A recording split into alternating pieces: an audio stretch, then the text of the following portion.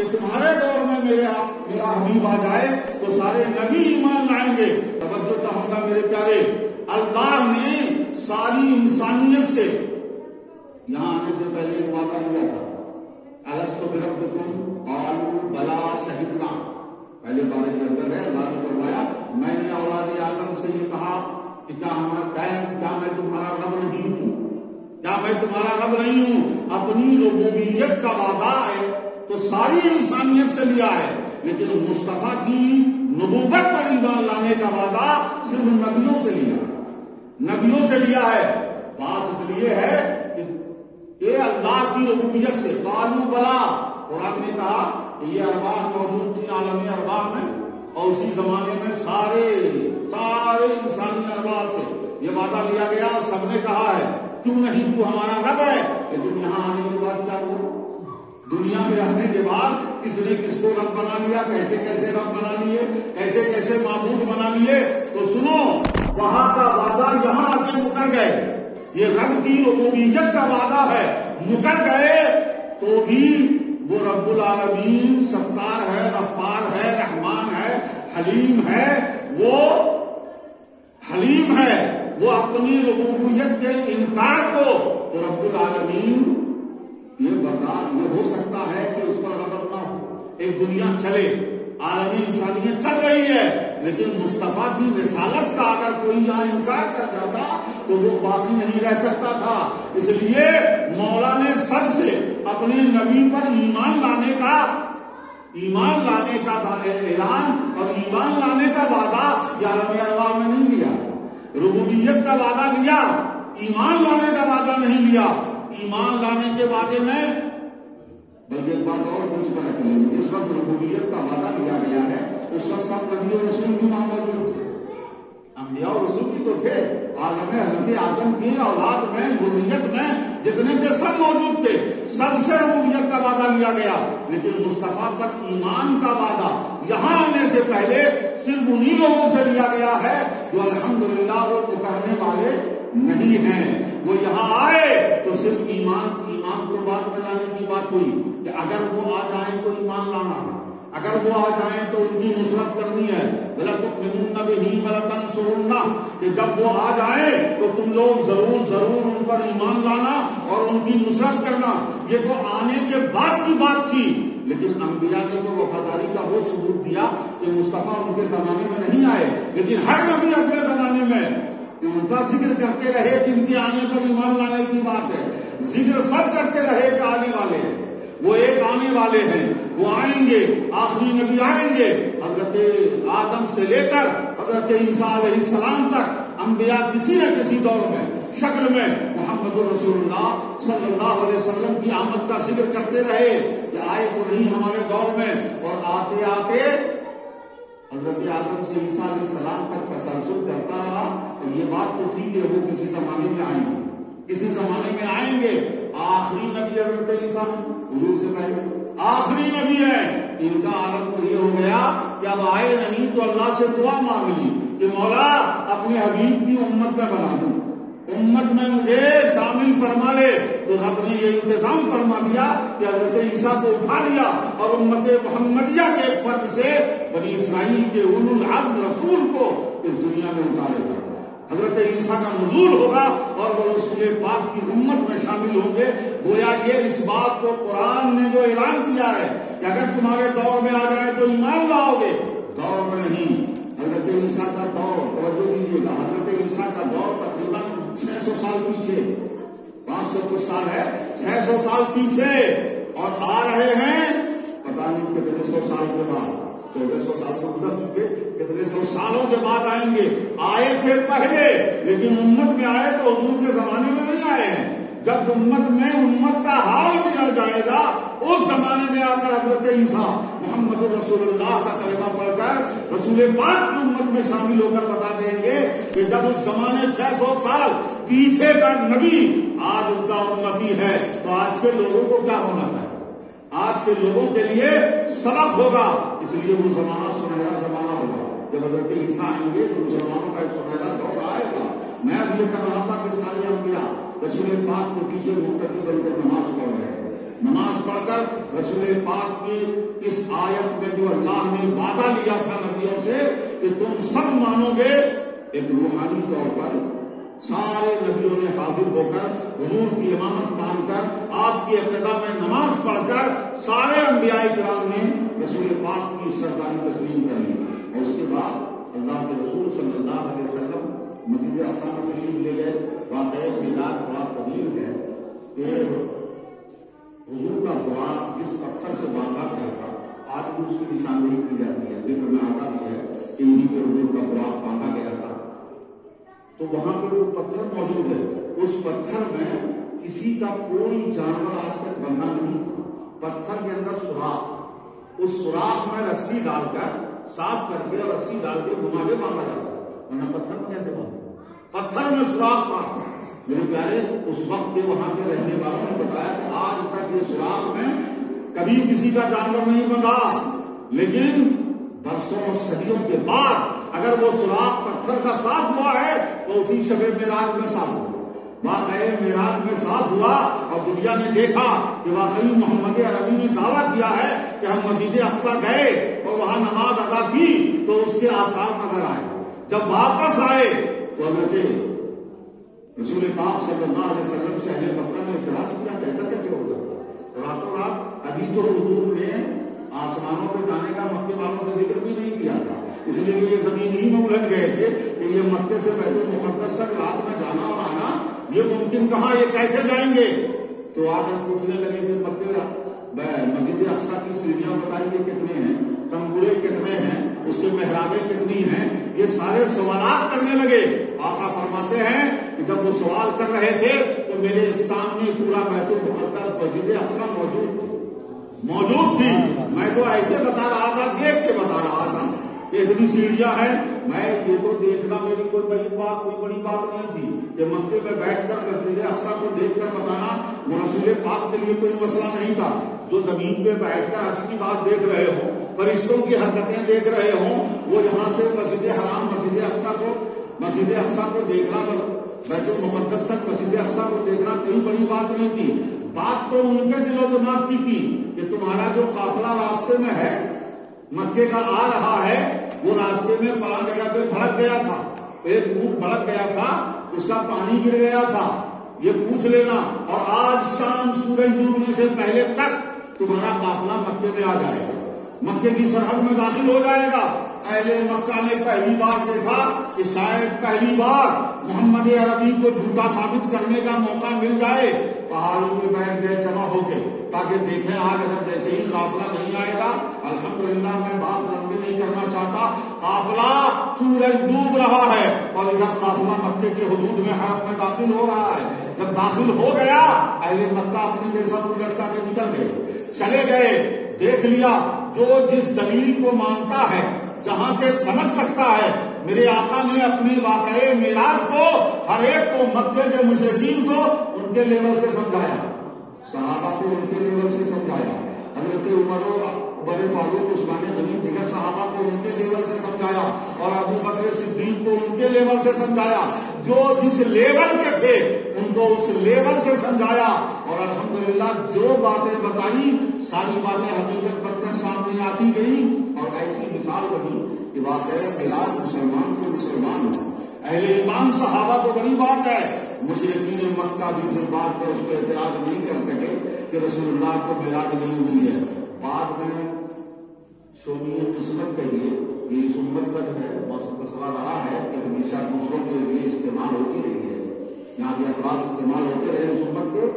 بعد میں مسلمان کہلانے والوں نے واقعہ معراج کو جسمانی اور روحانی اور نیند اور خواب کے معراج میں اس بحثوں میں ڈال دیا، لیکن اللہ جانتا ہے کہ قرآن شاہد ہے کہ یہ واقعہ معراج ایسا خواب و نیند کا واقعہ ایسا ہو ہی نہیں سکتا جسے اس اہتمام کے ساتھ قرآن بیان کرے کہ سبحان الذی اسریٰ بعبدہ لیلا من المسجد الحرام الی المسجد الاقصی۔ یہ خواب کو اتنی اہمیت سے تو دنیا والے بیان نہیں کرتے ہیں، تو رب العالمین کیا بیان کرے گا؟ یہ تو وہ سفر ہے کہ عالم جسم و جسمانیات کے ساتھ رسول پاک نے مسجد حرام سے مسجد اقصی اور مسجد اقصی سے آسمانوں کا سفر فرمایا۔ اب میں ادھر جانا نہیں چاہتا اس لیے کہ وہاں جانے کے بعد بات بہت لمبی ہے، لیکن مولا نے دکھائی جہنم کے طبقات، درجات، جہنمیوں میں سزاؤں کے طبقات، کس کی کیا کیا سزائیں ہوں گی، کیسے لوگ کیسی سزائیں پائیں گے، یہ سب عالم مثال اور عالم غیب میں اللہ نے اپنے حبیب کو دکھا دیا. جنت میں جانے والوں کے طبقے، جنت کے طبقے، جنتیوں کے طبقے، کن کن اعمال پہ لوگ کیسے کیسے طبقے میں جنت میں جائیں گے، یہ سب دکھایا. لیکن آخر میں ایک بات سن لیجیے کہ کوئی بندہ، آپ کہیں پر بھی مسجد میں، آپ سمجھ لیجیے آپ اپنے ہال میں ہیں یا کہیں بھی کسی فنکشن میں. ایک بات میں خاص سمجھانا چاہتا ہوں، ذرا توجہ دیجیے گا کہ کسی فنکشن میں آپ ہیں، لیکن کبھی کبھی ایسا ہوتا ہے کہ کوئی انسان کسی بڑے صدمے میں یا بڑی چیز حاصل کرنے کی خوشی میں رہتا تو کسی ہال کے اندر ہے، وہ ہال سجا ہوا ہے، ہو سکتا ہے اس میں میوزک چل رہا ہو، گلدستے لگے ہوں، خوشبو جل رہی ہو، سب کچھ ہو، لیکن ایک ایسا بندہ جو ان سب سے کسی بڑی چیز میں گم ہو تو بیٹھا رہتا ہے محفل میں، لیکن اس کی نظر کہیں اور ہوتی ہے، وہ اسی میں گم ہوتا ہے. میرے پیارے، میں سمجھانا صرف یہ چاہتا ہوں کہ سنو، پوری کائنات زمین کے نیچے سے لے کے عرش اعظم تک کی ساری چیزیں میرے مصطفیٰ کے نظروں کے سامنے ہے، لیکن ایک دوسری بات بھی سن لینا کہ یہ ساری چیزیں عرش سے لے کر تحت الثری تک، ان ساری چیزوں کی میرے آقا کی نظر میں کوئی حیثیت نہیں ہے. حیثیت ہے صرف جلوے خدا کی، دیدار خدا کی، اللہ کے جلوے کو دیکھنے کی. جو ذات جلوے خدا دیکھ کر آئی ہو وہ یہ کائنات پہ توجہ دے گی، یہ ان چیزوں پہ توجہ دے گی. یہ تو وہ لوگ ہیں جن کے لیے جو چیز بڑی ہوتی ہے وہ اس کی طرف اس کا دماغ اٹکا ہوا رہتا ہے، مرکوز رہتا ہے، اس کی نگاہیں مرکوز رہتی ہے. محمد الرسول اللہ وہ ذات ہے جن کے نزدیک سب سے بڑی چیز وہ جلوہ خدا ہے، جلوہ خدا میں گم رہتے ہیں. یہ تو میرے آقا کا احسان ہے کہ کوئی انہیں آواز دے اور اس دن بھری آواز پر رسول اللہ کو توجہ دے دے. یہ کمال ہے میرے پیارے. اللہ اکبر. اللہ تبارک و تعالیٰ نے، ذرا توجہ دیجیے گا، ہمیں تو یہ حکم ملتا ہے کہ اللہ کی کو دل سے یاد کرو، اس کی یاد میں گم ہو جاؤ. ہر بندے کو یہی تعلیم ملتی ہے نا، لیکن میرے آقا کو اللہ نے فرمایا ہے کہ ذرا آپ اپنے لوگوں پر توجہ دیا کریں، لوگوں پہ توجہ دیا کیجیے. پتا یہ چلا ہے کہ مولا جانتا ہے کہ اگر اس میرے حبیب کو چھوڑ دیا جائے تو یہ صرف میری یاد ہی میں گم ہوگا. اس کے لیے یاد میں گم ہونا، میرے جلووں میں گم ہونا یہ مشکل نہیں ہے. مشکل تو یہ ہے کہ اس جلوے کی لذت چھوڑ کر بندے کی طرف متوجہ ہو جانا، بندے کی طرف توجہ دے دینا، یہ بڑی بات ہے. اس لیے میرے آقا نے جو توجہ دی ہے، تو جب توجہ دیتے ہیں تو سب کچھ سامنے ہے، اور توجہ نہیں ہے تو یاد مولا، جلوے مولا میں گم ہے. ارے جلوے مولا میں کہتا ہوں صحابہ کے دور سے اولیاء کے دور تک کے کچھ واقعات پڑھ لیجیے اگر بڑے بڑے اولیاء کرام کے، تو ان کو گوارا نہیں تھا کہ ہم اپنے مولا اور رب کی یاد اور رب کی محبت اور رب کے عشق میں جو وہ ڈوبے ہوئے ہیں اس جلوے میں گم ہیں. جہاں مخدوم پاک فرماتے ہیں کہ فقیر پر 70,000 بار تجلیات ربانی کا نزول ہوا ہے، تو اس تجلیات ربانی کے علاوہ سامنے کون سی لذت ہوگی جس کی طرف توجہ دیں گے؟ تو جب اس ولی کا یہ عالم ہوگا تو نبی کا عالم کیا ہوگا، اس رسول کا عالم کیا ہوگا میرے پیارے. اسی لیے علماء فرماتے ہیں کہ سنو، جب نماز میں ایک مصلی نماز میں پڑھ کر التحیات پڑھتا ہے تو اس وقت کیونکہ آقا محمد عربی صلی اللہ علیہ وسلم ہر وقت اپنی رب کی کے جلوے میں گم ہے، ادھر ہی متوجہ ہے، ادھر ہی گم ہے. یہاں تو دنیا میں فرض تبلیغ فرض عین تھی رسول پاک، اس کی ذمہ داری تھی، وہ ادا کر رہے تھے. لیکن جب پردہ فرما گئے تو اب تو ذمہ داری نہیں ہے، اب وہ جلوے میں گم ہے. لیکن ایک امتی جب عقیدت سے محبت سے التحیات میں جب کہتا ہے السلام علیک ایھا النبی ورحمۃ اللہ وبرکاتہ، تو یہ وہ سلام ہوتا ہے کہ مصطفیٰ اس کی طرف متوجہ ہو جاتے ہیں. یہ التحیات کا سلام ہے. اس لیے حضرت امام غزالی فرماتے ہیں کہ جب التحیات پڑھو تو صبح جب السلام علیکم ایھا النبی السلام پہ پہنچو تو پوری توجہ ڈال کر یہ سمجھ لو کہ مصطفیٰ سامنے ہے اور ان کو ہم سلام کر رہے ہیں. سبحان اللہ. سامنے ہیں اور سلام کر رہے ہیں. وہ صاحب معراج رسول پاک صلی اللہ علیہ وسلم. اللہ اکبر. اب آپ ایک بات کر دوں کہ میں نے بتا دیا کہ قلب ہاتھ میں حضرت جبریل کی اور زندہ ہے. تو جس نبی اور جس ذات کے لیے دل نکل کر ہاتھ میں دوسرے کے چلا جائے تو زندہ ہو، وہ پورے قلب اطہر کے ساتھ قبر انور میں ہوں تو انہیں زندگی کی دعوت ہے. زندگی سن لو، زندگی اور ہے. ایک مردہ جسم ہے، اس میں روح آ گئی تو زندہ ہو، روح نکل گئی تو زندگی ختم ہو گئی. تو جو زندہ ہونا اور ہے، زندگی ہونا اور ہے. یہ رسول پاک کی ذات زندہ نہیں ہے، سراپا حیات ہے. سراپا حیات ہے. تو جو زندہ ہو اسے موت آتی ہے، زندگی کو موت نہیں آتی، حیات کو موت نہیں آتی ہے. یہ تو وعدہ الہی کے تحت رب العالمین نے آپ پر موت طاری کیا اور پھر وہی حیات ابدی ہے، پھر اس کے بعد موت نہیں ہے. اس لیے میرے آقا توجہ فرما دیں تو سب کچھ ہے. کہ توجہ دیں تو یہ کائنات ان کے سامنے کچھ نہیں ہے، اور توجہ نہ دیں تو مولا کے مولا اور جلوے مولا میں گم ہے.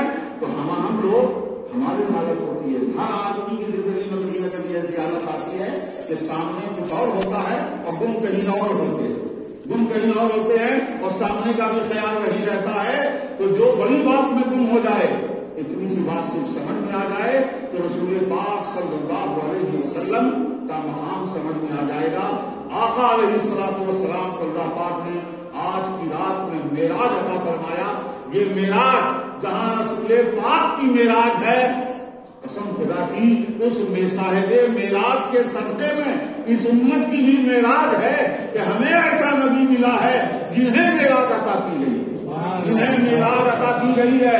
اور میرے آقا نے فرمایا کہ معراج کی شب، آپ لوگ خوشخبری سن لیجیے، معراج کی شب اللہ نے خیرت بین ان یدخل نصف امتی الجنہ، خیرت بین الشفاعۃ و بین ان یدخل نصف امتی الجنہ.